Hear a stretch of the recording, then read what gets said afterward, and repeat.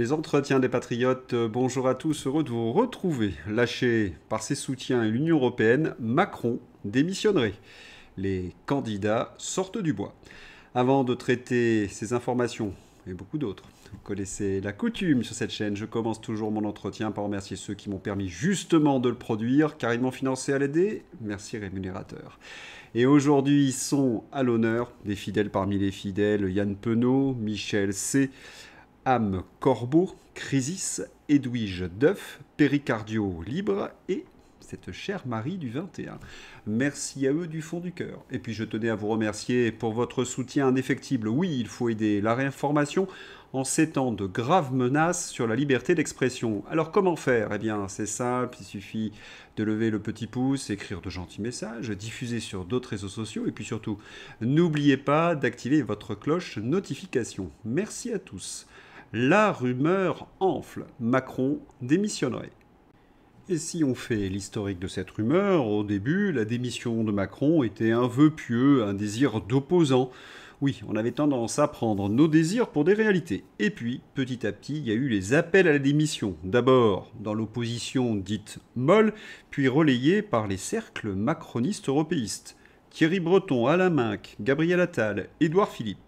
Et maintenant, ce sont les cercles proches d'Emmanuel Macron qui laissent entendre que Macron y pense et qu'il se représenterait en 2032. Emmanuel Macron est-il déjà vraiment candidat pour 2032 ? Et on se rappelle que cet été, le chef de l'État avait donné rendez-vous à ses soutiens pour dans 5 ans et dans 10 ans.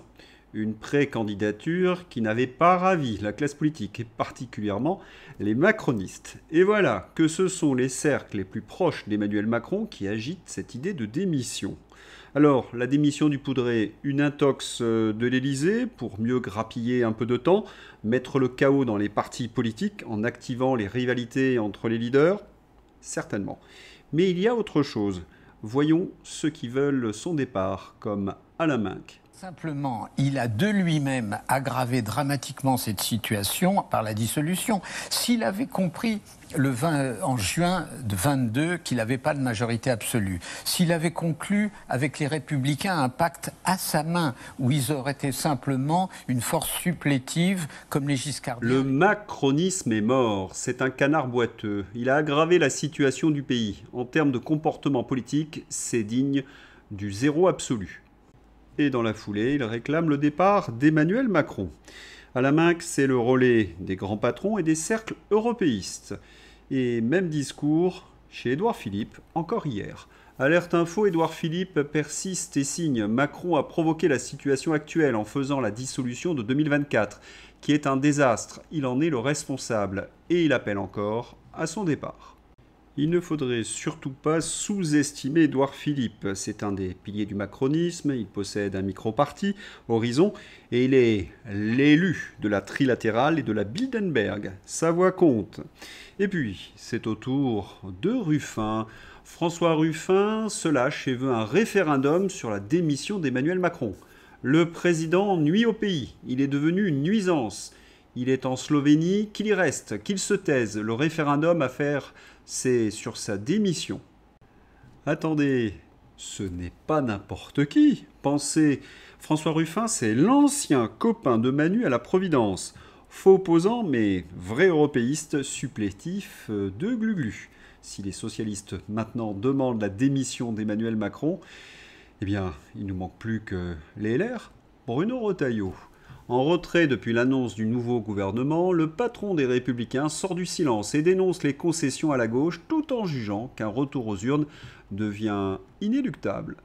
Dites-moi, quel est le parti qui soutient encore le Poudré? Il n'y en a plus. Il y a comme unanimité sur sa démission ou sur une dissolution. Et le journal L'Immonde, soutien de Macron parmi les soutiens, se met à le flinguer. Oui, le torchon le plus européiste des européistes balance de sacrés sondages. Alerte sondage Ipsos L'Immonde. 96% des Français mécontents de la situation du pays. 90% estiment que la France est en déclin. 87% pensent que les politiques agissent pour leurs intérêts personnels. 81% jugent que la démocratie fonctionne mal. La déduction de ce beau sondage, vous la connaissez. Il doit partir. Oui, il doit partir, me répondez-vous, mais il s'accroche, il ne démissionnera jamais. On va se mettre d'accord sur un point. Il est timbré et dangereux. Mais vous savez, il y a toujours un mais. Et quel est ce mais? Pierre Moscovici. Ça ne va pas du tout. Pierre Moscovici prévient que la France aura un problème de soutenabilité de la dette d'ici 2 à 3 ans si on continue comme ça. Et dire que c'est ce Moscovici qui sonne le tocsin, lui qui est responsable en partie de l'incendie, ancien ministre de l'économie. Mais dans ce qu'il vient de dire, vous avez l'essentiel.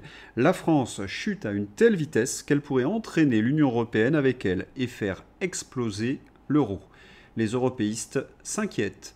Les déboires intérieurs du président français ont terni ses ambitions et affaibli son influence au sein de l'Union européenne. Et les journalistes affirment que c'est un véritable boulet. C'était dans Le Monde, dans Euractiv, maintenant dans Politico. Oui, Macron est devenu le vilain petit canard européen. Non seulement il salit l'image de l'Union européenne par ses déboires intimes et politiques, mais en plus il est tenu responsable des déboires financiers de l'Union européenne. Il doit absolument partir. C'est ce que nous disaient Alain Mac, Moscovici ou Thierry Breton, les européistes. Et vite, car s'il démissionne rapidement, eh bien l'élection aura lieu dans 2 mois. Marine Le Pen ne pourra pas se présenter. La fenêtre de tir est donc très étroite. Et manifestement, de nombreux politiques sont au courant de cette future démission. Et il y a un signe qui ne trompe pas, le loup sort du bois. Oh, une grenouille, une kermite géante. Une grenouille gonflable géante de 20 mètres a été installée place Vendôme jusqu'au 26 octobre. C'est l'œuvre de l'artiste américano-vénézuélien Alex da Corte qui, selon lui, traduit un existentialisme américain, une œuvre qui ne laisse pas indifférent. J'ai honte au moment où on vole l'histoire de France au Louvre. Est-ce une digression de ma part? Parce que quel est le rapport avec le loup qui sort du bois? Patience. Néanmoins, avec cette kermite gonflable du plus mauvais goût, j'ai l'impression que l'on veut nous faire passer un message. Vous savez, après le plug anal, le derrière de la kermite.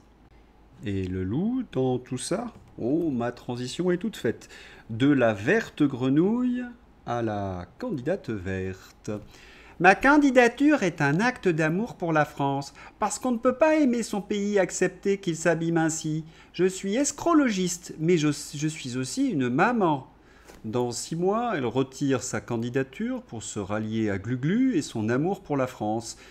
Il sera vite oublié, puisque Gluglu se trouve chez lui à Berlin, à New York, mais pas en Picardie. Gluglu, l'agent atlantiste. Une kermite et une Marine Tondelier. Marine Tondelier annonce sa candidature à la présidentielle de 2027. Enfin, si on en croit les oracles, ce serait en 2026. Tondelier présidente. L'enfer vert. Ah, ces escrologistes. Ils sont le cheval de Troie de toutes les multinationales du renouvelable, tout ce qui n'est pas français. Et puis ils ont leurs fanatiques. Nos libertés avec eux ne seraient plus qu'un souvenir. Notamment sur la liberté d'expression au niveau du réchauffement climatique, qui est Quota Climat, la petite association qui veut dicter l'information climatique. En à peine 2 ans, cette structure confidentielle, financée par les industriels du renouvelable et les pouvoirs publics, s'est imposée comme arbitre de l'information environnementale, au point de rédiger un texte de loi qui prétend contraindre, au nom de la science, les journalistes à promouvoir et à accompagner les changements de comportement prévus dans la stratégie nationale bas carbone, un texte hautement politique. Pourtant, s'il existe un consensus scientifique sur la réalité et les causes du changement climatique, il n'existe aucun consensus sur les meilleures manières d'atteindre la neutralité carbone. Prétendant s'appuyer sur la science, Quota Climat s'en écarte volontiers pour servir son agenda et intimider les voix discordantes. Les industries vertes, lobbyistes et responsables RSE des grosses entreprises adorent. Les scientifiques sincères et la presse, attachés à la liberté d'expression et à la démocratie, beaucoup moins. Enquête sur une structure moins cool qu'il n'y paraît, dont l'influence et les évidents conflits d'intérêts inquiètent. C'est une règle avec ces escrologistes. Derrière la commerciale Tondelier, vous apercevez les grosses mains poilues des lobbyistes. Ce sont eux, oui, qui ont détruit notre système énergétique politiquement et économiquement. Ils ont infiltré RTE France et depuis 12 ans, ils continuent leurs basses œuvres d'atteinte à notre souveraineté énergétique. Comment le réseau éolien a infiltré l'État? Il existe une véritable collusion entre des acteurs politiques, des hauts fonctionnaires, des entreprises publiques et la filière éolienne. Et au profit de qui? Des Allemands, de leurs éoliennes, de leurs moulins à vent, des vers de gris, nos escrologistes. Quant aux panneaux solaires, c'est la Chine. ZFE, PPE3, dictates sur l'alimentation, sur l'habillement, notre mode de vie, la fin de la maison individuelle. Oui, ils veulent nous parquer dans des cités à intensité heureuse, la taxe carbone, nous empêcher de voyager. À côté de leur politique punitive, 1984 d'Orwell, c'est le Club Med. Et puis, comme tout bon adepte de la fin du monde, ces escrologistes, la destruction, c'est leur truc, comme la destruction de nos industries automobiles. La France et l'Espagne s'opposent au chancelier allemand. Les deux pays insistent pour maintenir l'interdiction des voitures thermiques neuves en 2035. Les escrologistes sont sur cette ligne. Vive la voiture électrique chinoise. Le président Macron organise méthodiquement notre désindustrialisation avec la complicité des Verts. Selon PFA, l'interdiction de la vente des véhicules à moteur thermique en 2035 supprimera, attendez, 100 000 emplois industriels d'ici 10 ans dans notre pays. Il le sait, mais il persiste et signe dans l'idéologie. Il faut bien nommer les choses. De quoi parle-t-on avec l'automobile, les ZFE, etc. C'est le Green Deal de l'Union européenne. Macron, Tondelier, vous le savez, sont des serviteurs très zélés de Davos. Autre cible de destruction, notre agriculture. Patrick Legras, sur la situation des agriculteurs français. On est en train de casser un système car on a des gens irresponsables au-dessus de nous, les Tondelier, Macron et compagnie. J'ai tellement honte de vivre dans un pays qui maltraite comme cela les gens qui nourrissent les autres.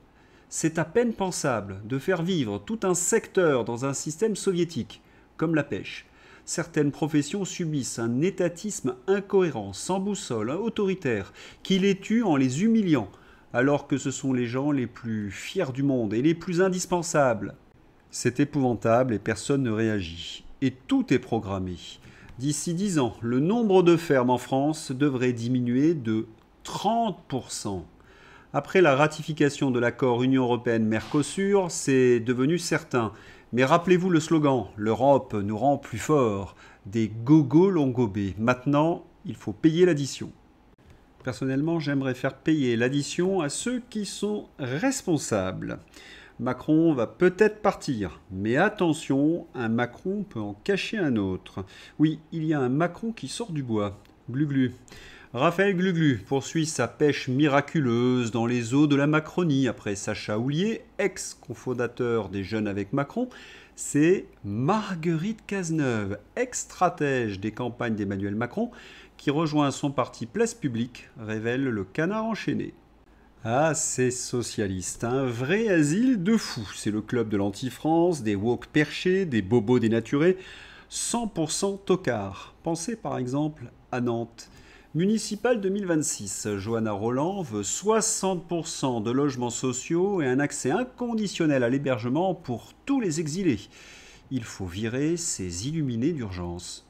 Quel bel attelage à Nantes, hein? L'union sacrée entre les socialos et les escrologistes.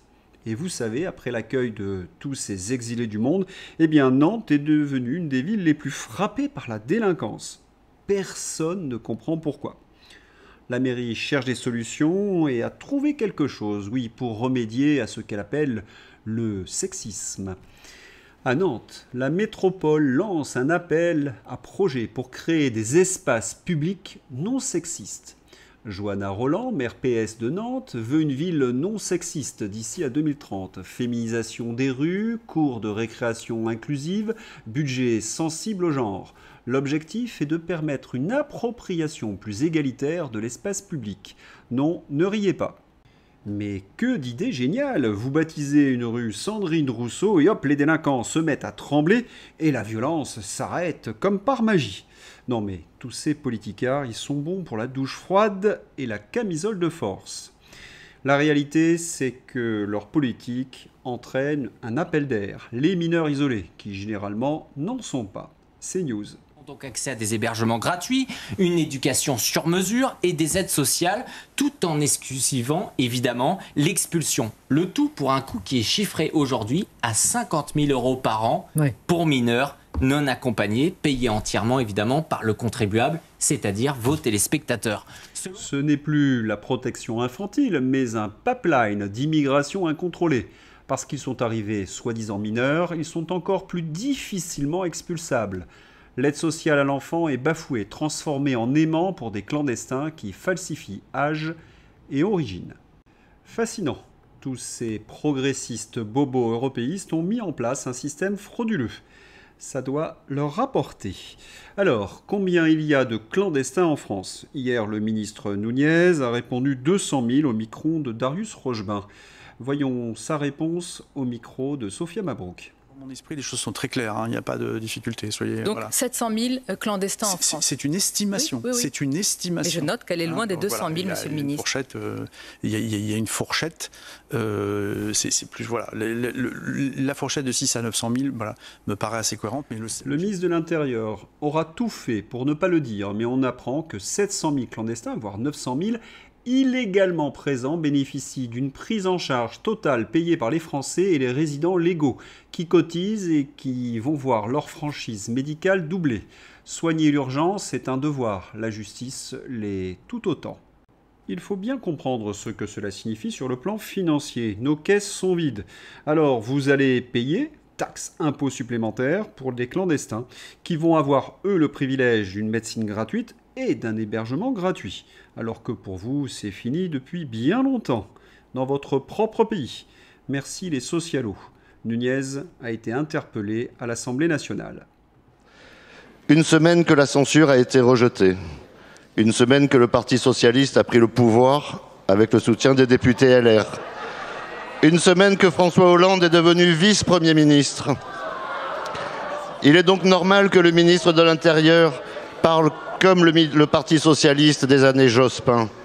Le monde de oui-oui a pris le pouvoir, celui du laxisme, de la soumission et de l'angélisme.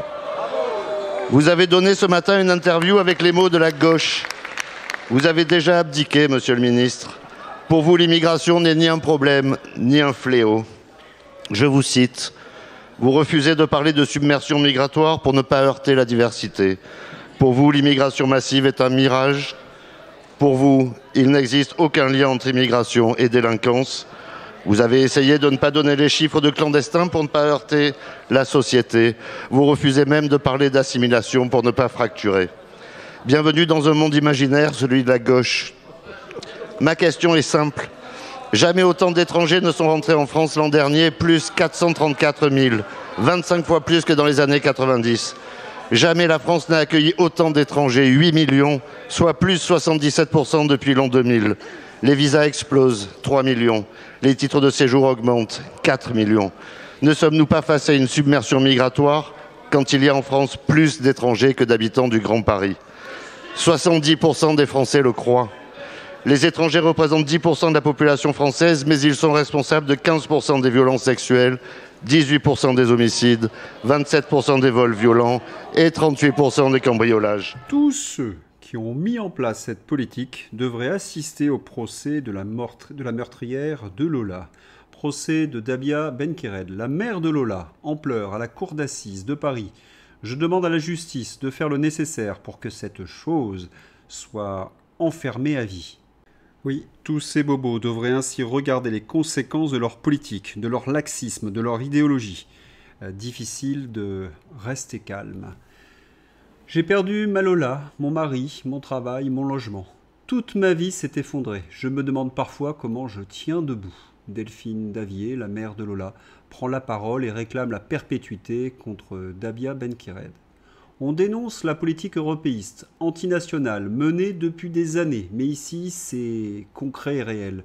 Cette pauvre dame a tout perdu. Et c'est la faute des irresponsables politiques.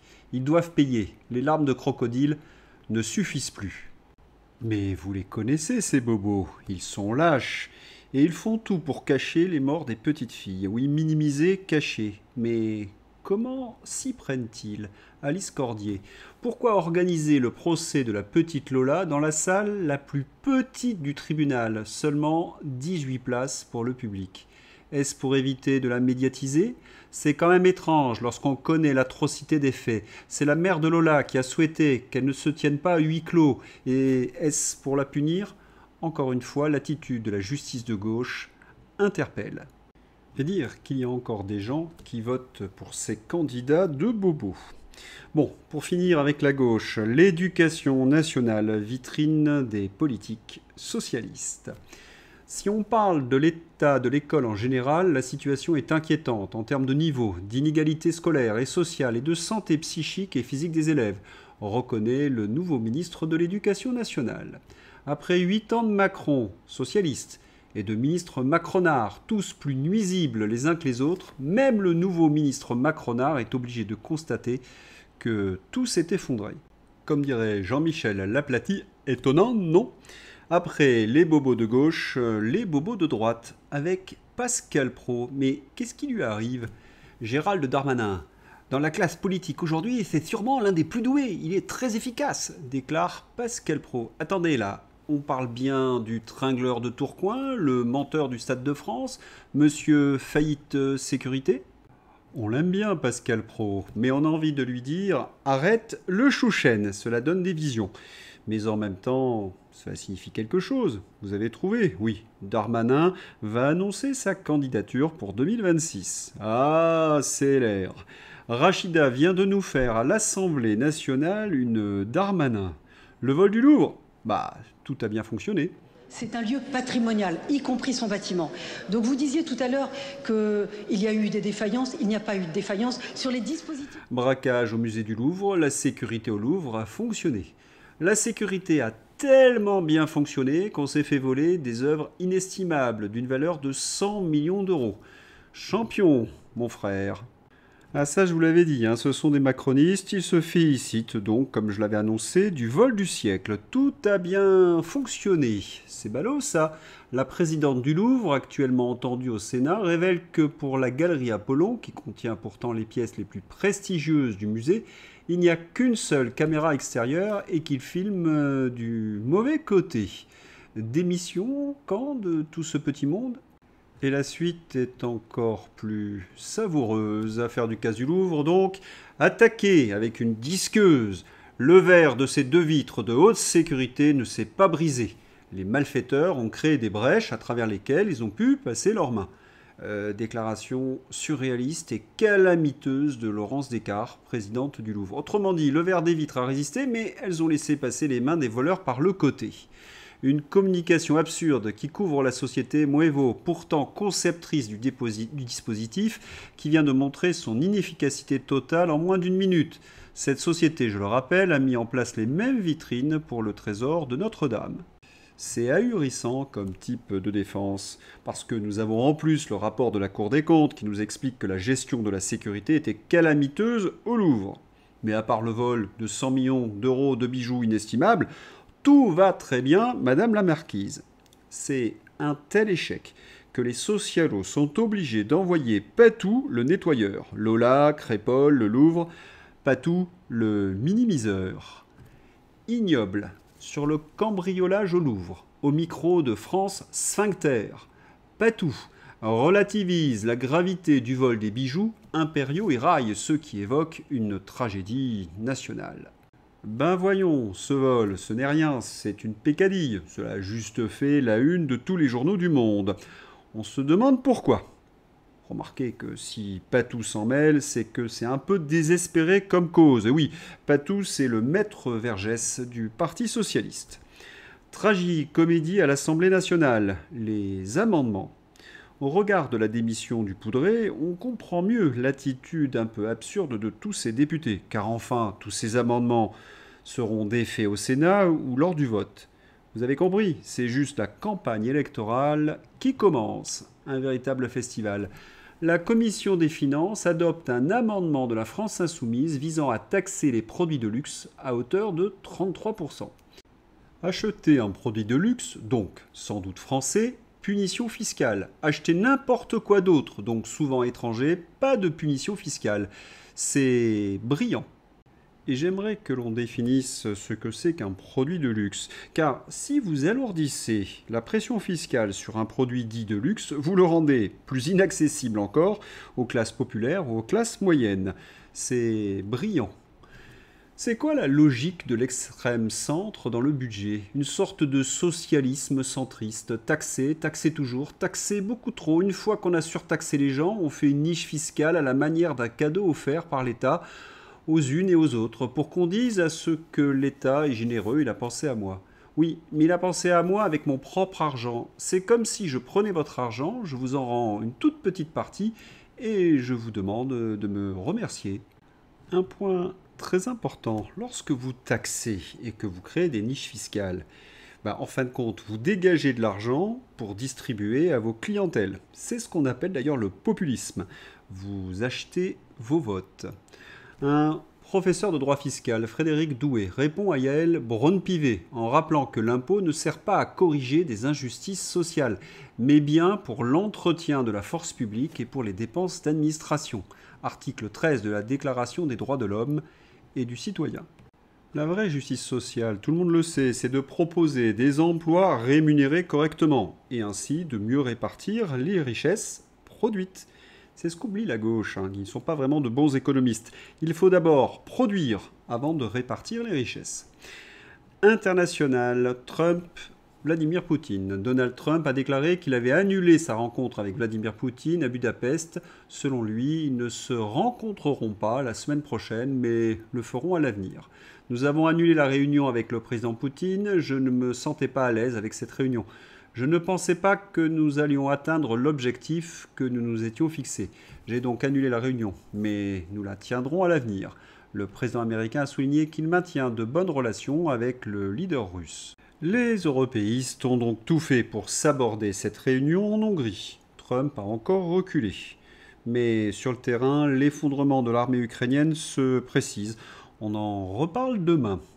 C'est von der Leyen également qui est en situation critique. La majorité parlementaire de von der Leyen s'effondre face au rejet des allègements bureaucratiques. Le refus des députés européens d'édulcorer la loi verte contredit la pression des dirigeants européens. Que signifie ce charabia journalistique? Eh bien, Merz a averti Pustula qu'elle devait revoir la fin du moteur thermique en 2035. Si elle refusait, il la ferait tomber. L'industrie allemande, vous le savez, est en train de s'effondrer. Merz veut la peau de Pustula après celle d'Emmanuel Macron. Voilà, c'est l'heure d'ouvrir la page Fantasy avec Nadine Morano. Un rassemblement en soutien à Nicolas Sarkozy. On a eu des demandes de nos militants de pouvoir faire des bus pour pouvoir venir le soutenir. Ce déferlement de soutien à Sarko, le prisonnier, est ridicule et indécent. Concernant Morano la quiche, elle lui doit toute sa carrière politique et de toucher aujourd'hui 10 000 € par mois en tant que députée européenne. À la prison de la Santé, Sarkozy a été très bien accueilli par les prisonniers. Je vous mets la vidéo dans ma description. Quant à nos amis belges, ils se sont bien moqués de Sarkozy. Allez, je vous remets la vidéo dans ma description, c'est hilarant. Ah, l'Union européenne. Les ostréiculteurs en colère contre l'obligation d'installer des WC et un lavabo dans tous les bateaux professionnels de moins de 12 mètres. Mais voilà, sur les barges d'ostréiculture, c'est carrément absurde. On est vraiment gouverné par des débiles. La lutte des places, l'UMPS, l'RPS, avec Boris Vallaud. Réforme des retraites, Sébastien Lecornu m'a confirmé qu'il s'agissait d'une suspension intégrale. C'était avant ou après que votre femme soit nommée à la Cour des comptes? Au bon tweet français nous a fait un tableau de l'efficacité de la police sous Macron, les Darmanin, les Castaner et les Nunez. Efficacité contre les anti-vax, les manifestations, 100%. Manifestations d'agriculteurs, 100% de répression, merci Retailleau. Manifestation de gauchistes ou d'antifa, 8% d'efficacité. Braquage musée, 0% d'efficacité. Personne sans masque pendant une pandémie, 98% d'efficacité. Migrants agresseurs, 5% d'efficacité. Des blagues sur Bribri, alors là, 150% de répression d'efficacité. Squatter chez un particulier, 0% d'efficacité. Squatter chez un mec important, un magistrat, 100% d'efficacité. Protection de la population, 15% d'efficacité. Protection des élites et des poules de Braun-Pivet, 100%. Oui, cela me semble assez réaliste. LCU toujours plus loin dans le bobard. LCU relaie la fake news concernant la possible vente des bijoux volés au Louvre sur le Bon Coin russe, alors qu'il s'agit d'une annonce assez peu sérieuse. Franchement, Darius, qui est ce déséquilibré qui expose son délirium tremens en direct, grand reporter spécialiste des questions internationales, mais au secours, il faudrait quand même réaliser un bêtisier de LCU. Mais là, aujourd'hui, c'est vraiment collector. Allez, avant de se quitter, un petit coin des patriotes, puisqu'il y a des candidatures, il ne faudrait pas oublier la candidature patriote. Ce dimanche, Philippe de Villiers a déclaré au JDD que le Frexit était vital pour la France. Durant le même week-end à Fontainebleau, son frère, Pierre de Villiers, a appelé les militaires à prendre leurs responsabilités. Tout se met en place. L'alliance des souverainistes se prépare. Si les militaires prennent leurs responsabilités, dont la plus importante est celle de protéger le peuple, cela n'attendra pas 2027. Il y aura des élections anticipées et les souverainistes devront se tenir prêts. 2026, j'ai annoncé, prêts à constituer un gouvernement du Frexit avec les meilleures compétences sélectionnées au sein de la résistance, parmi celles et ceux qui se sont distingués pendant cette crise sanitaire. L'union de tous les souverainistes, ce serait quand même quelque chose. Et on va se quitter avec un coup de gueule. Le moment est grave. Hier soir, Steven James Gunnell, le réalisateur, a révélé que le maire de Marseille, le gauchiste Payan, a interdit la diffusion du film Sacré-Cœur. Je croyais, messieurs les gauchistes, qu'il était interdit d'interdire.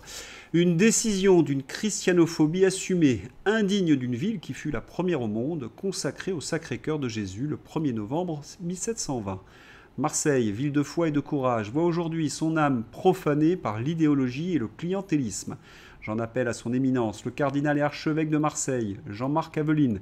Le silence serait une faute. L'heure est à la défense de la foi, de notre histoire et de nos libertés. Un film interdit maintenant. Allez, je vous souhaite une bonne journée, à bientôt, au revoir.